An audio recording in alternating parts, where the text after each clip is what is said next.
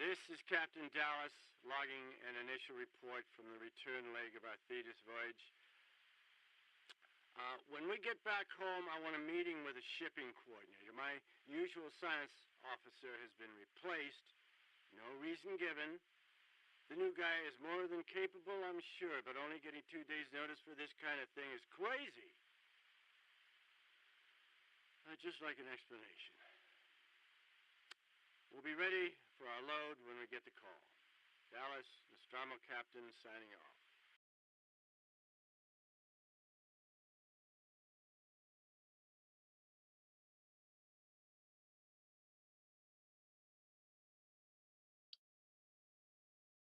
Science Officer's initial log. I've been installed on board the Nostromo. All the relevant paperwork has been signed, and I have access to the ship's Mother 6000 mainframe. Captain Dallas and the executive officer seem put out by my appearance, but that's perhaps to be expected. All that's left is to hope for a productive journey. Ash signing off. This is Lambert confirming the delayed pickup of the refinery we're taking back to Earth. I've entered initial coordinates for the edge of the Epsilon Reticuli using the established haulage route. My next entry will be confirmation of our flight plan to the Sol system. Lambert, out. Ripley's asked me to log a report on what happened to the umbilicus when we hooked onto the refinery. I'll tell you what happened. Me and Brett were holding the place together with our bare hands. You'd think millions of tons of oil would get someone from the front deck, someone on a full share down here with us. You know, checking up on the stuff we need. You want to get out of the system on schedule next time? You put the Nostromo in dry dock for a month. You wait till we're done with it. You pay what we're due. Park her out.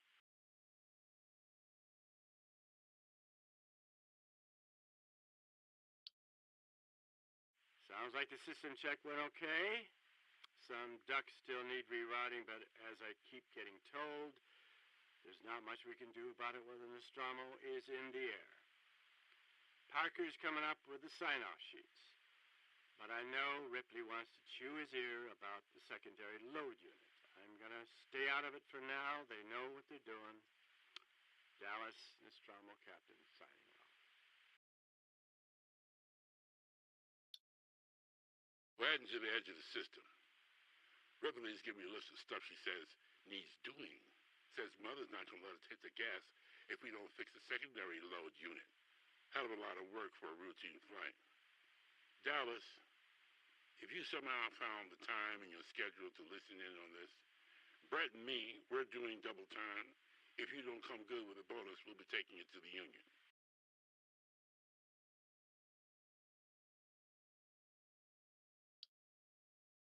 Right.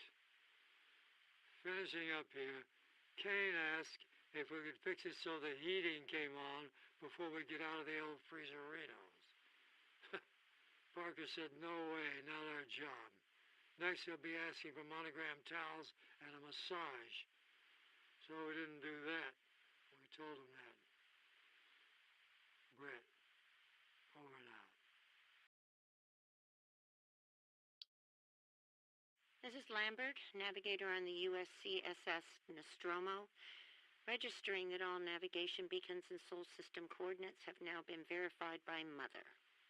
Antarctica Traffic Control will get our call on October 22nd, or a few hours on either side. Signing off.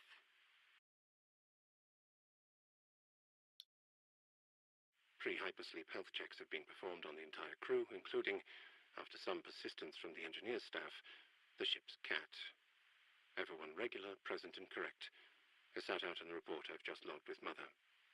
I have a little more work to do setting up my equipment and initializing systems, but otherwise, we're ready to go.